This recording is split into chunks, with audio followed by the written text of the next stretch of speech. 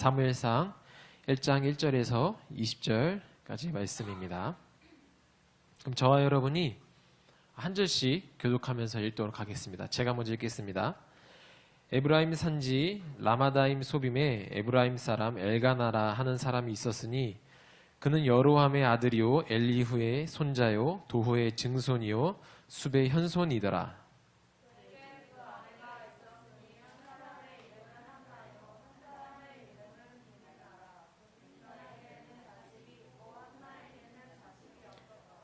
이 사람이 매년 자기 성읍에서 나와서 실로에 올라가서 만군의 여호와께 예배하며 제사를 드렸는데 엘리의 두 아들 홈니와 비느하스가 여호와의 제사장으로 거기에 있었더라.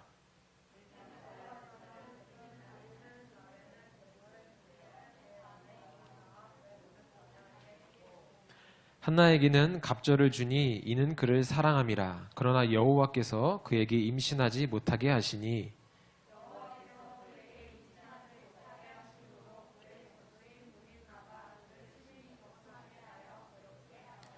매년 한나가 여호와의 집에 올라갈 때마다 남편이 그같이 하매 분인나가 그를 격분시키므로 그가 울고 먹지 아니하니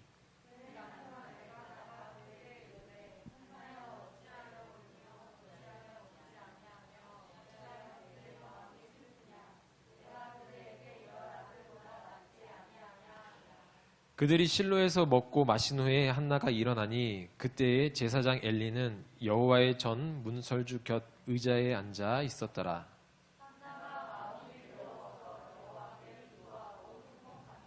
서원하여 이르되 만군의 여호와여 만일 주의 여종이 고통을 돌보시고 나를 기억하사 주의 여종을 잊지 아니하시고 주의 여종에게 아들을 주시면 내가 그의 평생에 그를 여호와께 드리고 삭도를 그의 머리에 대지 아니하겠나이다.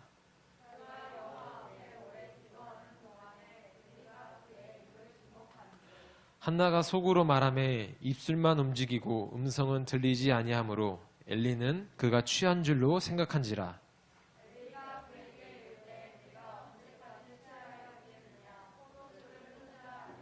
한나가 대답하여 이르되 내 주여 그렇지 아니하니이다. 나는 마음이 슬픈 여자라. 포도주나 독주를 마신 것이 아니요 여호와 앞에 내 심정을 토한 것뿐이오니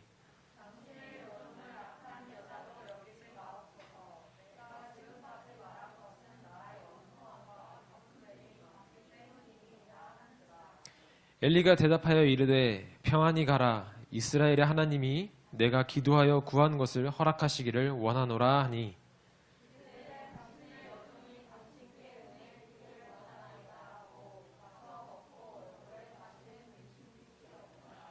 그들이 아침에 일찍이 일어나 여호와 앞에 경배하고 돌아가 라마의 자기 집에 이르니라. 엘가나가 그의 아내 한나와 동침하매 여호와께서 그를 생각하신지라. 한나가 임신하고 때가 이름에 아들을 낳아 사무엘이라 이름하였으니 이는 내가 여호와를 그를 구하였다 함이더라. 데이처치 아멘. 오늘은 고통이 기적이 되려면이라는 제목으로 여러분과 함께 말씀을 나누도록 하겠습니다. 좀 전에 보셨던 사진처럼 우리 지난주에 MT를 다녀왔습니다. 그래서 지난주에 못 가신 분들도 계시겠지만 지난주에 함께 또 즐겁게 교제하고 또 말씀을 나누고 또 더 많은 또 나눔이 있어서 그 안에서 정말 즐거운 시간들을 보내었던 것 같습니다. 코로나 이후에 저희가 공동체로 이제 한 자리에서 그렇게 많이 모인 것은 처음이었던 것 같아요. 그래서 굉장히 감회가 새로웠습니다. 어쩔 수 없이 불가피하게 참석하지 못하신 분들이 계셔서 너무 아쉬운 점이 많았지만 그래도 대의 성도들이 간만에 뭉쳤던 날이었던 것 같습니다. 그리고 특별히 오늘은 또 다시 예배 자리로 우리가 이 쉼플에서 함께 예배를 드리고 또 무엇보다 더 중요한 것은 저 개인적으로 중요한 것은 제가 대의 공동체와 함께한 지 만 4년이 되는 날입니다. 그래서 오늘 오랜만에 제가 여러분 앞에 이렇게 멋있게 차려입고 또 이렇게 강단에 서게 되었습니다. 시간이 정말 빠른 것 같습니다. 벌써 4년이 됐어요. 그리고 제 나이 앞자리가 바뀌었습니다. 그래서 정말 시간이 빠른 것 같아서 그 이 안에서 정말 4년이라는 시간 동안 이 대의 공동체 안에서 무엇을 했고 또 어떻게 지내는지 제 설교를 또 준비하면서 그 시간들을 돌아보는 굉장히 뜻깊은 시간들이었습니다. 여러분들 MT 이후에 어떻게 지내셨나요? 그 한 주간, 이번 한 주간 굉장히 기쁘셨는지, 즐거우셨는지, 신나셨는지 굉장히 궁금합니다. MT 다녀오고 나면은 또 MT에 대한 그 추억으로 인해서 우리가 즐거운 그 생각들을 회상을 하고 또 돌아보면서 그때 그랬지 하면서 또 우리 입가에 또 미소가 띄어지게 되죠. 그런데 이와는 반대로 기쁜 마음들이 있다면 또 슬프고 어려운 마음들이 있습니다. 방금 전에도 목사님께서 또 찬양하면서 기도하면서 얘기하셨지만 간밤에 또 이태원에서 큰 사고가 있었어요. 사실은 저희 아이가 오늘 아파가지고 제가 밤새 열이 많이 나서 밤새 간호하다가 새벽 3시 반쯤에 미국에 있는 저희 사촌 형한테 갑자기 카톡이 왔습니다. 한국 어쩌냐 하면서 카톡이 온 거예요. 그래서 저는 어저께 있었던 지진 때문에 지진 한국이 지진대에서 조금 벗어나게 요즘은 많이 들어오긴 해서 좀 그렇지 그래도 큰 사고는 많이 안 난 것 같아라고 제가 카톡을 보냈는데 이건 아닌 것 같다 싶어가지고 제가 얼른 네이버에서 찾아보니까 밤사이에 이태원에서 한 120명가량 큰 사고가 났다고 하더라고요. 그래서 저도 그 새벽에 그걸 보면서 정말 큰 사고가 났구나. 그것도 이태원에서 젊은 분들이 많이 사고가 나서 굉장히 안타까운 소식을 접했습니다. 그것뿐만이 아니라 요새 또 뉴스를 많이 보게 되면은 이제 앞으로 경제적으로 많이 어려울 것 같다라는 그런 모습들을 저희가 이야기들을 많이 듣습니다. 그래서 내년에는 어떤 분들은 내년에는 IMF보다 더 큰 경제 위기가 온다라고 보시는 분들도 있다라고 그렇게 제가 소식을 접했습니다. 금리 인상이니 뭐니 하면서 굉장히 골치 아픈 일들이 많이 일어나고 있죠. 즐거운 소식보다 이런 안 좋은 소식들을 더 많이 접하게 되고 그런 안 좋은 소식들은 우리 생각 속에 더 오래 머물게 됩니다. 이런 안 좋은 소식들을 계속 듣고 하다 보면 우리의 마음이 불편해져요. 그리고 어느 누군가에 대해서 또 지금 이 나라를 이끌어가고 있는 정치권에 있는 이 모든 분들에게도 불신들이 더 커지게 되고 더 나아가서 우리 개인에게는 점점 더 불안이 증식되게 됩니다. 결국 이 불안, 불평, 불신으로 인하여서 이 불로 인하여서 그 오는 짐은 고스란히 우리 각 개인의 몫이 되게 됩니다. 그 몫이 내게는 불안으로 다가와서 결국 나에게는 정신적, 심적, 육체적 고통으로 또 이어지게 되는 것이죠. 내가 받는 고통에는 이렇게 참 많은 직간접적인 요인들이 있습니다. 이렇게 대내적으로 혼란과 이 고통 속에서 어수선할 때 우리는 가끔 정말 이 모든 걸 뒤엎고 싶은 그런 기적이 일어나면 좋겠다라는 그런 생각을 하게 됩니다. 우리에게 있어서 이 대표적인 기적이 어떻게 보면 로또일지도 모르겠습니다. 로또 한번 대박 맞아서 인생 한번 역전하고 또 지금 이 상황과 나의 이 환경을 확 뒤집어 엎고 싶다라는 그런 생각들이 종종 있게 되죠. 근데 요새는 이 기적이라는 단어를 많이 안 쓰는 것 같아요. 이 기적이라는 단어를 이 대박이라는 단어가 대체를 한 것 같습니다. 그래서 대박 나면 좋겠다. 그거 대박이다. 심지어 6살인 저희 아들도 뭐만 했다면 오 아빠 대박 이러고 그렇게 얘기를 해요. 근데 그 대박을 바꿔서 오 기적이라고 하면 어떻게 보면 그것도 약간 또 어설프기도 합니다. 이처럼 대박이라는 단어가 기적이라는 단어를 대체한 지도 참 오래된 것 같아요. 그래서 제가 이 기적이라는 단어가 너무 듣고 싶고 또 내 삶에 기적이 일어나고 싶다는 생각이 들어서 한번 낱말 사전에서 한번 찾아봤습니다. 거기서는 간단하게 이렇게 이야기를 해요. 마음속에서 일어나기를 비는 것이라고 이야기도 하고 또 일반적으로 가능성이 매우 희박해서 기대하기조차 힘들거나 아예 불가능한 일이 실제로 일어나는 경우라고 또 그렇게 정의를 하고 있습니다. 인간의 증명할 수 없는 자연과학 법칙에 의해 설명될 수 없는 놀라운 사건을 말하는 것이 이 기적이라고 하는 것입니다. 그렇다면 우리는 신앙을 가지고 있기에 일반 생활에서 나타나는 기적 말고 이 성경에서 나타나는 기적을 우리가 한번 돌아봐야 될 것 같습니다. 여러분이 잘 알고 있는 이 성경에서 나왔던 기적이 무엇이 있을까요? 여러분이 생각나는 대로 성경 속에서 있었던 기적. 네, 물이 포도주가 됐고 성화 씨 뭐가 있었죠? 네? 아, 예수님을 잉태한, 그렇죠. 그 남편과 동침하지 않고 예수님을 잉태한 거, 그렇죠. 그것도 기적인 것이죠.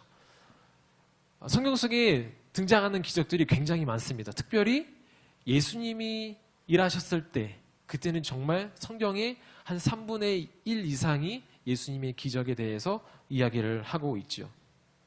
이루어질 수 없는 일로 인한 이 절망이 그런 기적으로 인하여서 소망이 되어지고, 그리고 기쁨이 될 때 우리는 그것들을 비로소 기적이 일어났다라고 그렇게 이야기를 합니다. 자, 그렇다면 오늘 우리가 이제 본문으로 돌아가서 오늘 본문에서 있었던 기적은 그럼 무엇일까요? 오늘 우리가 성경 좀 20절에 대해서 좀 길게 읽었는데 그 안에서 있었던 기적이 한 가지가 있습니다. 여러분이 발견한 기적이 무엇일까요?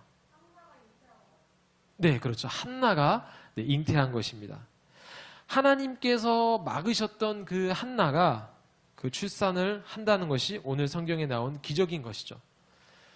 성경은 한나가 그동안 아이를 갖지 못했던 것을 남편이었던 이 엘가나와 이 한나 사이에서도 어떤 건강상의 문제로 보거나 혹은 애정이 식어버린 어떤 부부관계에 대해서 부부관계로 인하여서 문제가 있었다라고 성경이 기록을 하고 있지는 않습니다.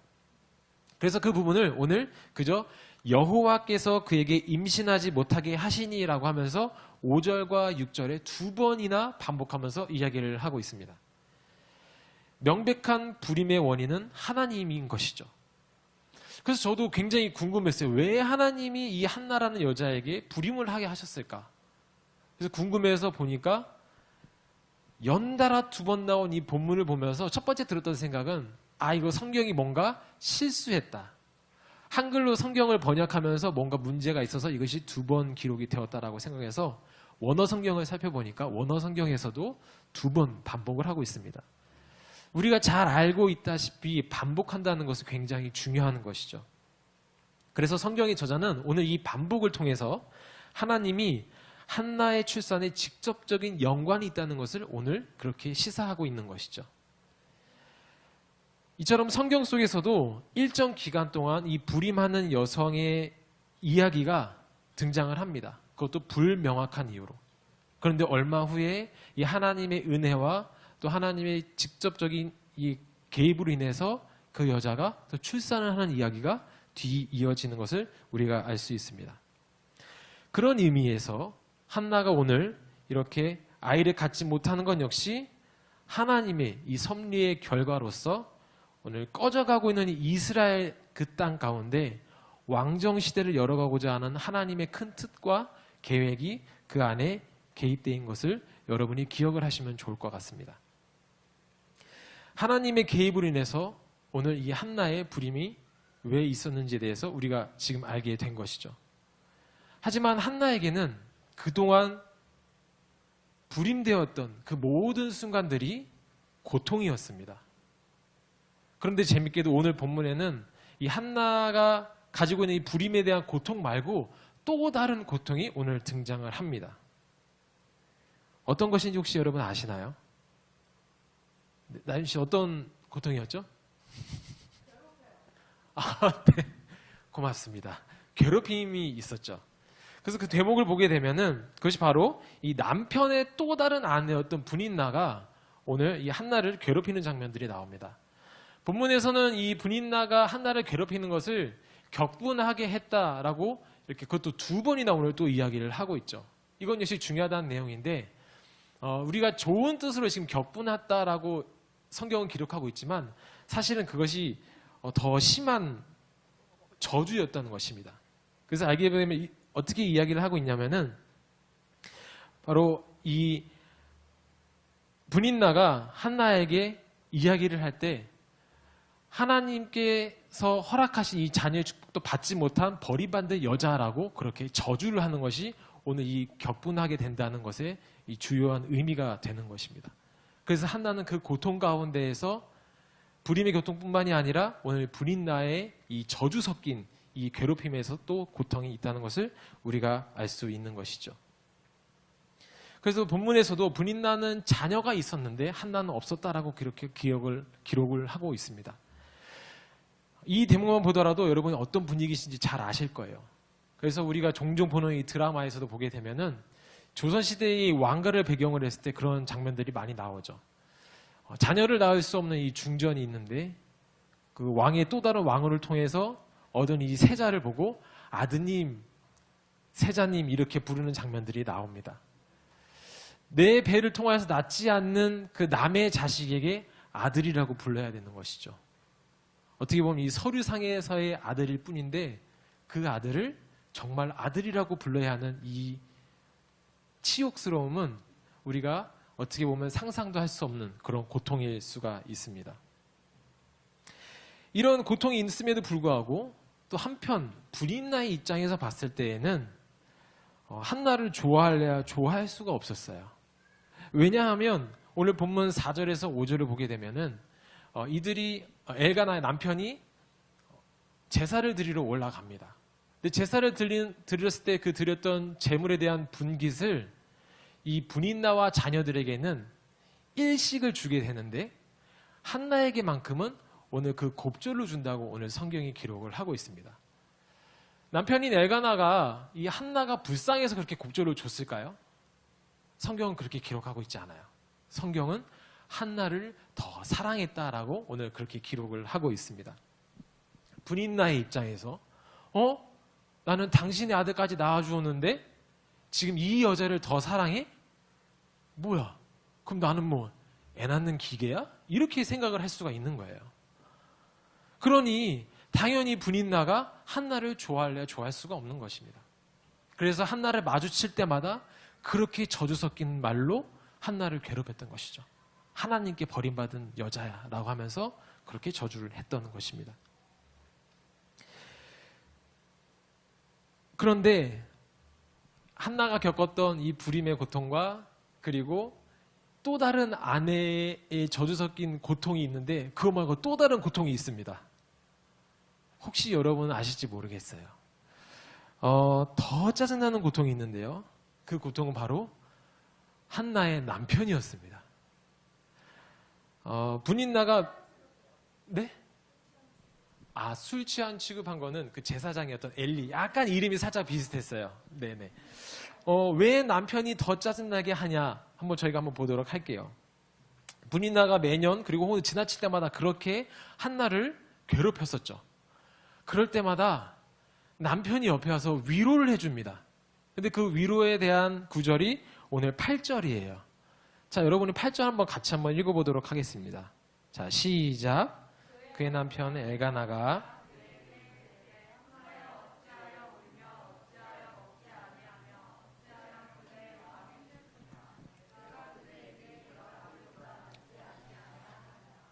자, 왜 남편이 더 짜증나는지 아시겠죠? 네, 그렇죠. 공감해주지 못하고 있는 상황입니다. 한나는 지금 너무나도 고통스러운 가운데에서 울면서 통곡하며 기도하고 있는 상황인데 옆에 와가지고 왜 울어? 나 있잖아, 나. 그렇게 지금 오늘 이야기하고 있는 거예요. 그러니 한나의 입장에서 지금 내 편인 당신이 지금 내 옆에 와가지고 울고 있는데 나 있잖아. 10 아들보다 부럽지 않은 내가 있잖아 라고 이야기했을 때 권사님, 집사님이 그렇게 이야기하실 때 권사님의 마음은 어떠실까요? 네, 오히려 아들 하나가 더 낫다고 합니다. 네. 네, 알겠습니다. 이런 이유입니다. 남편은 정말 아내를 위로하고자 와가지고 내가 있잖아 라고 이야기하지만 사실 그 위로는 위로가 전혀 되지 않는 상황입니다. 그러니 한나의 마음이 얼마나 답답했을까요? 눈치가 제로였던 것이죠. 그래서 저는 이 구절을 읽으면서 그런 생각이 들었어요. 이 남편 바보 아닌가? 라는 생각이 들었어요. 눈치가 너무 없어서죠. 그런데 저도 그런 실수를 많이 했어요. 그래서 여기 계신 남편분들은 그런 실수를 안 하시기를 축복합니다. 오늘 성경이 오늘 이야기하고 있어요. 네, 그런 실수 절대 하지 말아라고 이야기를 하고 있는 것이죠. 이로써 한나의 고통은 오늘 1이 아니라 오늘 3가지의 고통을 가지고 있습니다. 아이를 갖지 못하는 불임과 또 다른 아내가 퍼붓는 이 저주, 그뿐만이 아니라 내 편인 줄 알았는데 남편이었던 남편이 이 3가지의 고통이었던 것이죠. 그래서 한나는 오늘 어떻게 됐나요? 한나가 그 고통이 너무 사무쳐서 오늘 기도하러 올라가는 장면이 성경에 쓰여져 있습니다. 한나가 이 3가지의 고통 가운데서 얼마나 긴 고통의 시간들을 보냈는지 모르겠지만, 성경에 그것을 기록하고 있지 않지만 이 고통의 데미지가 쌓이고 쌓이고 쌓이고 또 쌓여서 오늘 그 안에 우라가 치밀고 억울하고 화가 나고, 이것을 말로 표현할 수가 없어서 결국에는 하나님께 나아가 기도하는 장면이 나옵니다. 기도를 어떻게 하냐? 그 괴로움 가운데 통곡하면서 기도하는 것이죠. 나를 그렇게 괴롭히는 사람들이 옆에서 있는데 내가 어떻게 할 수 없고 해결할 수 없는 상황 가운데서 여러분, 기도를 하나님 오늘 도와주세요, 이렇게 대충 기도할 수 있을까요? 그러니까 오늘 이 제사장이었던 엘리가 한나를 바라보면서 이야기하는 거예요. 말은 내지도 못하고 입모양만 중얼중얼거리는 그 모습을 보면서 술 취한 사람으로 그렇게 착각을 할 정도로 혼자 흐느끼며 울면서 기도를 하고 있는 것입니다. 근데 여러분, 이 시점에서 그렇게 억울하고 통곡하며 기도한 상황 가운데서 한나가 진짜 원하는 게 무엇이었을까요? 퀴즈를 한번 내볼게요. 간단합니다. 첫 번째, 전혀 위로되지 않는 남편이 없거나 다른 남편으로 바꿨으면 좋겠어요. 이게 1번이고, 두 번째는 정말 죽이고 싶은 마음이 들 정도로 저 사람에게 이 세상이 보여줄 수 있는 온갖 고통의 고문을 해주고 마지막에는 그냥 아무도 모르게, 지도새도 모르게 요단강 건너게 하고 싶은 그 분인나. 그리고 세 번째는 다른 거 다 모르겠고 그냥 아들이 있었으면 좋겠다. 이 3가지 중에서 과연 한나가 가장 원했던 것은 무엇이었을까요? 자, 1번은 한번 손 들어보시죠. 남편을 바꾸고 싶다. 거슬리. 네. 자, 그럼 2번. 진짜 나를 그렇게 저주하던 분인나를 정말 쥐도 새도 모르게 없애버리고 싶다. 자, 3번. 아들이 있었으면 좋겠다. 그렇죠. 여러분도 4번. 네. 죽고 싶다. 그러네요. 그건 생각 못 해봤네요. 여러분, 3번은 많이 손을 드셨죠? 맞습니다. 이 상황 가운데서는 현재 지금 한나에게 가장 필요한 건 아들이었습니다. 그래서 오늘 성경에서도 이 3가지는 우리 이야기하지만 재밌는 소리도 성경에서도 이렇게 이야기해요. 고린도전서 13장 13절을 보게 되면은 믿음, 소망, 사랑, 이 3가지는 항상 있을 것인데 그 중에 제일은 사랑이다. 이 3가지의 고통 가운데서도 3가지 고통이 있는데 이 중에서 가장 심한 고통은 바로 이 아들을 낳지 못하는 고통이다. 우리가 그것을 잘 알고 있습니다. 한나는 아들을 필요로 했었습니다. 다른 2가지는 참을 수 있었지만 이 아들을 갖는다는 것, 이것은 한나의 인생에서 정말 떼어놓을 수 없는 가장 중요한 사안이었던 것이죠. 우리도 살아가다 보면 이것도 좋고 저것도 좋고 뭘 해도 좋다라고 생각할 때가 있습니다. 그런데 그 중에서도 우리는 늘 선택을 해야 돼요. 그래서 신중하게 선택을 해야 됩니다. 내가 이것을 선택했을 때 무엇이 장점이고 무엇이 단점이고, 내가 이것을 선택했을 때 어떤 이익이 있을지 신중하게 선택을 해야 됩니다. 그리고 그 선택은 항상 우리에게 좋은 결과를 가져와야 되고 그 선택은 최선이어야 되는 것이죠. 그래서 선택은 어려울 때가 많습니다. 하지만 우리가 이렇게 골라야 되는 선택지, 옵션들을 잘 들여다보면, 혹은 우리가 무엇을 골라야 될지 모르는 상황들을 우리가 알게 되면 첫 번째로 우리가 고려해야 될 것들이 있어요. 그것들은 무엇이냐면 바로 내가 이 상황 가운데에서 진짜로 원하고 있는 것이 무엇이냐라는 것입니다. 이래서 빼고 저래서 빼고 하다 보면 가장 마지막에 남는 것, 이 하나가 있는데 이것이 어쩌면 내가 지금 가장 원하고 있는 것일 수도 있습니다. 여러분에게 있어서 지금 가장 원하고 있는 것이 무엇인가요? 이래서 빼고 저래서 빼고 이게 좋고 저게 좋고 생각하다 보니까 최종적으로 남은 것 이 하나.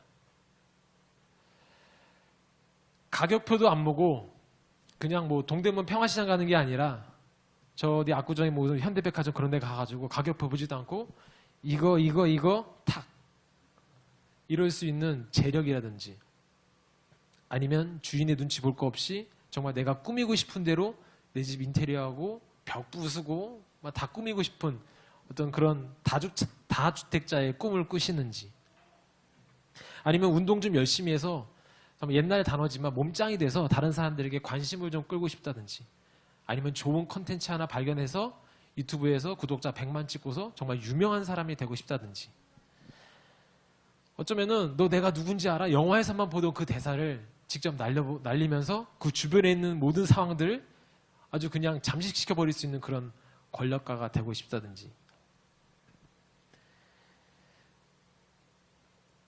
여러분들 정말 이런 것들을 혹시 원하고 계신가요?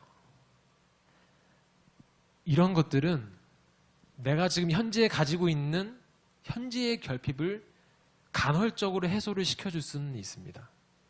하지만 정말 그런 것들이 내 삶의 행복의 요소가 되는 것인지 아니면 내가 이 세상 가운데 태어나서 내 삶의 목적과 이유가 정말 이것들인 건지를 우리가 들여봐야 된다는 것이죠.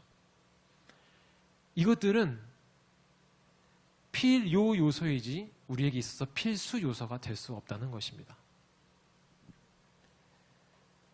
그래서 제가 지난번 설교에도 여러분에게 간략하게 중간중간에 이야기를 했었습니다. 여러분 진짜 원하는 것이 무엇인지 한번 살펴보십시오. 한번 시간을 내서 여러분이 한번 살펴봤으면 좋겠습니다라고 제가 몇 번 정도 이야기를 했던 것 같습니다. 근데 아마 많은 분들이 찾아보지 못하셨을 거예요. 왜냐하면 시간이 많이 없다는 걸 잘 알고 있습니다. 지금 이렇게 살아내는 것도 너무나도 바쁘고 지치고 힘든데 내가 언제 내 시간 내서 지금 그런 거 알아볼 시간이 어딨냐. 너무나도 이해가 갑니다. 여러분의 상황들 또 여러분의 환경들 너무나도 이해가 됩니다만 여러분이 그렇게 살아내기에 바쁜 대로 사는 것은 오늘 분인나가 한나를 저주할 때 어떻게 하면 저 저주를 피해갈 수 있지? 라고 생각하고 행동하는 행위밖에 되지 않는다는 것이죠. 정말로 그 분인나의 괴롭힘과 저주 가운데에서 그런 고통 가운데에서 내가 현재 가지고 있는 내 안의 고통 속에서 벗어나고 싶다면 오늘 우리는 한나처럼 무엇을 놓고 기도해야 되는지 알아야 된다는 것입니다. 내가 살기 위해서 하나님께 서원하며 드릴 아들을 놓고 기도하는 그 절박한 마음으로 내가 지금 진짜 원하고 이루고 싶은 것들 내 삶의 기쁨이 무엇이 될 수 있고 그리고 내가 진정으로 원하는 삶이 무엇인지를 오늘 목마른 사슴이 시냇물 찾는 심정으로 그렇게 하나님 앞에 가지고 가야 된다는 것이죠. 기적의 시작은 바로 이 발견에서 시작하는 것입니다. 그래서 여러분이 속해 있는 그 소그룹 가운데에서 그런 것들을 한번 나눠봤으면 좋겠습니다. 내가 지금 현재 원하는 것이 무엇인지 작은 것에서부터 큰 것. 내가 지금 이런 아픔이 있는데 이런 게 났으면 좋겠다. 그런 것도 좋습니다. 그런 작은 것에서부터 정말 내 삶의 본질적인 이유와 목적이 무엇인지 그렇게 굉장히 무거운 주제를 가지고 이야기해도 좋습니다. 그런 것들을 여러분의 공동체 안에서 여러분이 속한 어떤 직장 동료도 괜찮고요. 여러분이 믿을 만한 사람들과 그렇게 한번 이야기를 해보시면 좋을 것 같아요. 그래서 단톡방에서 그렇게 이야기를 하면서 정말 그것이 당신에게 잘 어울리는 것 같아요. 그 정말 좋은 꿈인 것 같아요. 혹은 그거 정말 아무리 생각해도 아닌 것 같은데 라고 하면서 그렇게 직언도 날려줄 수 있는 그런 나눔이 되었으면 좋겠습니다. 여러분이 지금 진짜 원하는 것 돈이 되건 뭐든지 간에 사소한 것 하나하나 다 나누시면서 그 안에서 내가 진짜 무엇을 원하는지를 발견하는 여러분이 되시기를 간절히 축복합니다. 한나는 자신이 진짜 원하는 것이 이렇게 무엇인지 명확하게 알고 있었습니다. 아들이었던 것이죠. 불임이었던 한나가 아들을 원하는 것이 욕심일까요? 저도 이 말씀을 보면서 그런 생각이 딱 들었습니다. 한나가 아들을 구하는 게 욕심일까? 결론적으로 말씀을 드리자면 욕심이 아닙니다. 오늘 이 11절에 하나님께 한나가 기도하는 장면이 나와요. 그런데 그 기도하는데 어떻게 나오냐면은 그 앞에 이 두 구절이 나옵니다. 뭐라고 나오냐면 서원하여 이르되라는 것이죠. 서원한다는 것은 간단하게 이야기하자면 내가 하나님께 무엇인가를 하겠다고 말씀을 드리고 그 약속을 지키는 행위를 서원이라고 합니다. 근데 이것을 못 지킨다고 죄가 되는 건 아니에요. 내가 하나님께 약속한 것이고 내가 자발적으로 하나님께 드렸기 때문에 그에 따른 막중한 책임은 있는 것입니다. 그래서 우리가 하나님 앞에 이 서원한 것은 어떻게든 지키려고 노력을 해야 되는 것이죠. 그런데 이 서원의 내용을 보게 되면 서원을 하면서 되게 독특한 내용이 나와요. 바로 이 칼을 머리에 대지 않겠다고 하는 약속입니다. 성경을 읽어보신 분들이라면 아마 여기 계신 분들은 많이 들으셨을 내용입니다. 칼을 머리에 대지 않는다. 이게 무슨 의미일까요? 네, 구약에서 주로 이제 나실인에 대해서 나왔던 이야기입니다. 나실인은 태어나면서부터 오늘 이 한나가 서원한 것처럼 하나님께 구별하여 드려지는 사람에게 사람이 나실인인데 우리가 잘 알고 있는 대표적인 나실인이 이 삼손입니다. 그래서 삼손을 묘사할 때 머리가 이렇게 치렁치렁 길어서 그래서 머리카락을 자르면 힘이 없다라는 것들을 우리가 성경을 통해서 잘 알 수 있는 내용들이었죠. 그래서 이 나실인들은 태어날 때부터 구별된 자로서 칼을 머리에 대지 않고 머리를 자르지 않으면서 또 죽은 사체를 절대 만지지 않는다는 등등등 다양한 율법을 철저히 지키면서 하나님께 앞에 구별된 사람이 이 나실인이었습니다. 그런데 오늘 그 나실인에 대한 서원의 내용은 오늘 한나가 그렇게 기도를 하고 있는 것이죠.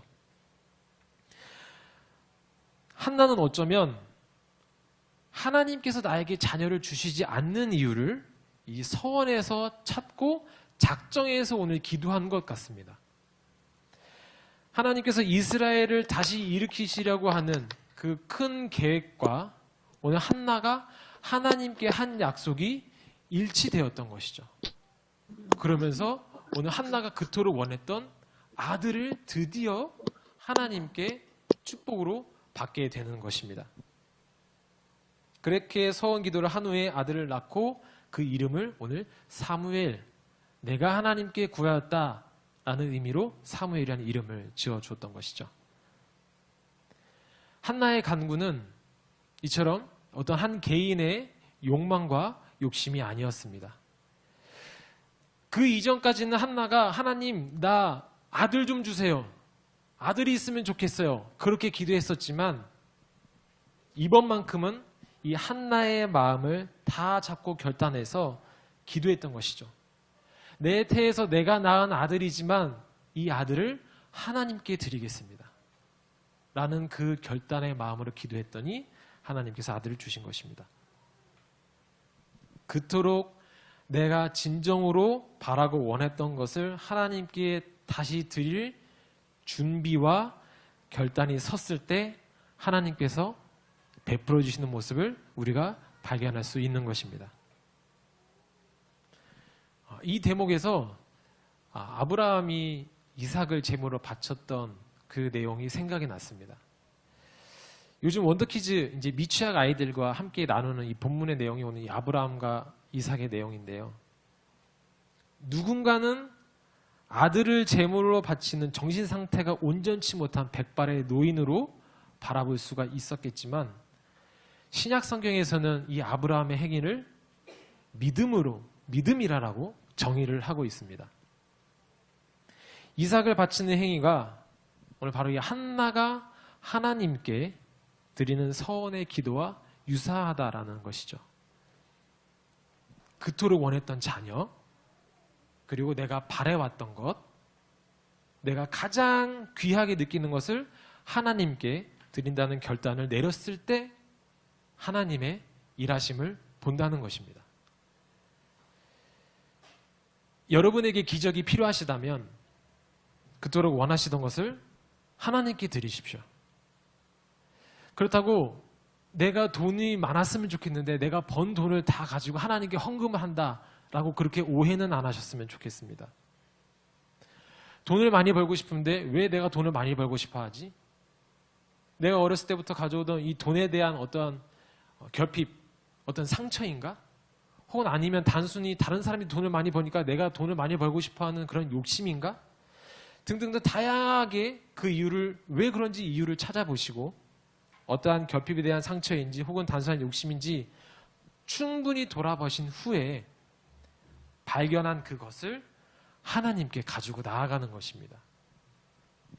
그래서 내가 지금 무엇을 가장 원하고 있는지 먼저 찾고 그것을 가지고 하나님께 나아갈 때 그것이 유형, 오늘 무형의 자산이든 아니면 내 삶을 이끌어가는 내 생각과 어떤 개념과 관념과 어떤 내 철학이라든지 다양한 분야, 다양한 영역에서 어떠한 것이든지 하나님께 가지고 나아가십시오.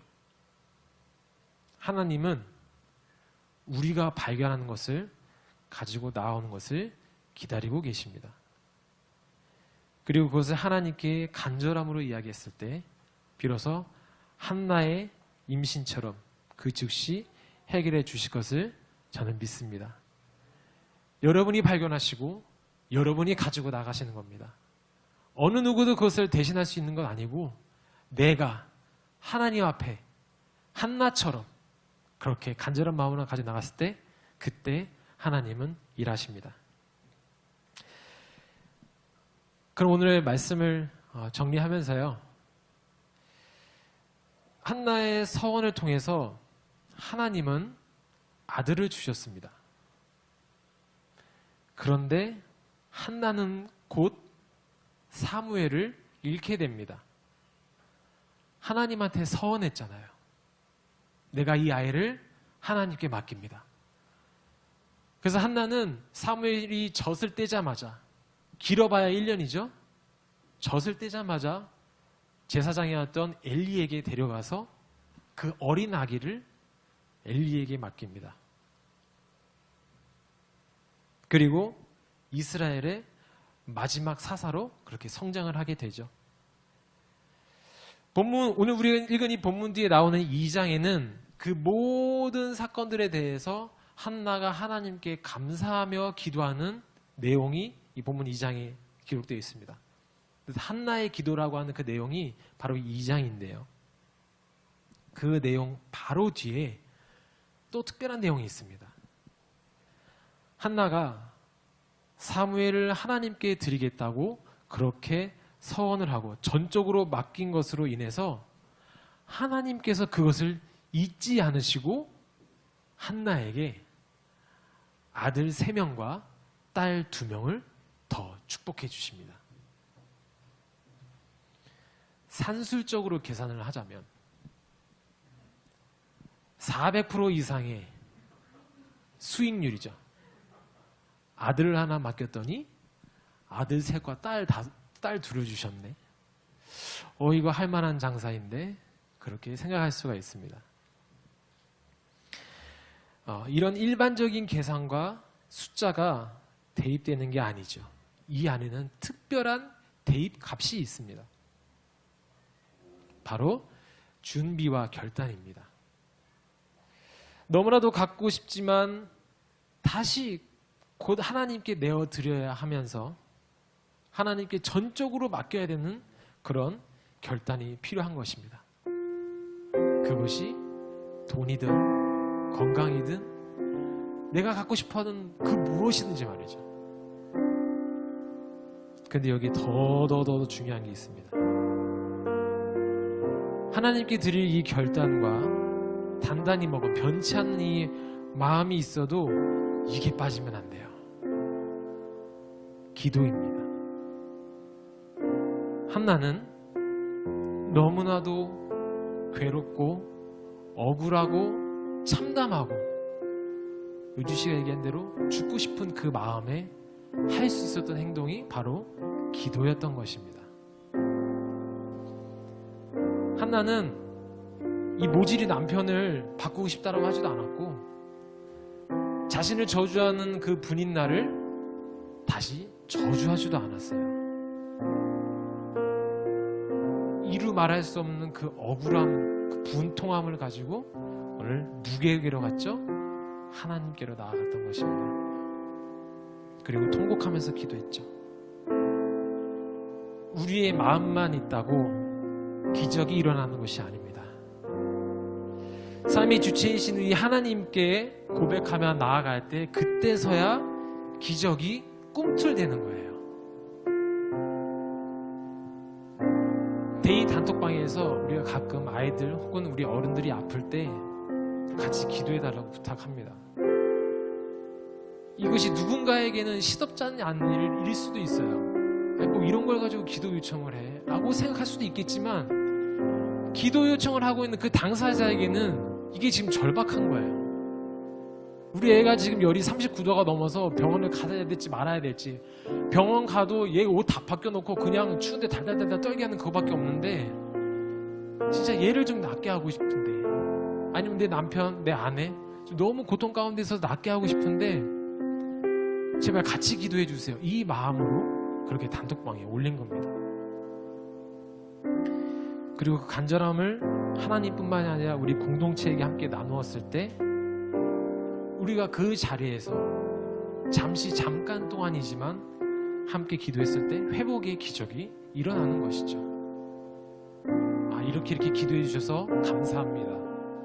조금씩 좋은 모습을 보이고 있어요. 이력서를 썼는데 잘 됐어요. 그리고 면접이 남았는데 면접이 잘 될 수 있도록 기도해 주세요. 그 사람에게는 굉장히 중요한 문제거든요. 한나가 그 2장에 하나님께 감사했던 기도의 제목을 제가 딱 3절만 발췌를 했습니다. 사무엘상 2장 2절인데 제가 읽어드릴게요. 2절 말씀입니다. 여호와와 같이 거룩하신 이가 없으시니 이는 주밖에 다른 이가 없고 우리 하나님 같은 반석도 없으심이니이다. 6절입니다. 여호와는 죽이기도 하시고 살리기도 하시며 스올에 내리게도 하시고 거기에서 올리게도 하시는도다. 7절입니다. 여호와는 가난하게도 하시고 부하게도 하시며 낮추기도 하시고 높이기도 하시는도다. 아이를 낳지 못해서 몇 해 동안 핍박과 그런 조롱 가운데, 다양한 고통 가운데에서 지냈던 한나가 하나님께 드린 감사의 내용이에요. 한나가 그 일을 통해서 그 인생의 철학이 바뀌었습니다. 단순히 하나님께 기도했던 그 기도하는 한 여인에서 이제는 우리가 잘 알고 있는 한나의 기도라는, 정말 제 생각으로는 이렇게 기도할 수조차 없을 만한 이런 너무나도 좋은 이 감사의 기도를 한나가 그렇게 기도하며 그의 인생이 바뀌게 된 것입니다. 지금 우리에게는 신앙의 기적이 필요합니다. 이 기적을 통해서 내 삶의 고통이 사라지고 비로소 소망과 기쁨이 찾아 들어올 때 내 삶이 변화되고 나를 지나치는 모든 사람들에게도, 그들에게도 그렇게 우리가 기적을 전하는 거예요. 말이 필요 없습니다. 우리의 달라진 삶의 모습이 기적이고 그들에게는 기적의 본보기가 되는 것입니다. 우리의 고통이 이렇게 기적이 되려면 우리가 하나님께 나아가는 겁니다. 오늘 우리 함께 또 이제 기도할 텐데요. 여러분 간절히 기도했으면 좋겠습니다. 여러분의 아픔이 무엇이고 여러분이 원하는 것이 무엇인지 함께 그렇게 기도하는 시간 가지면 좋겠습니다.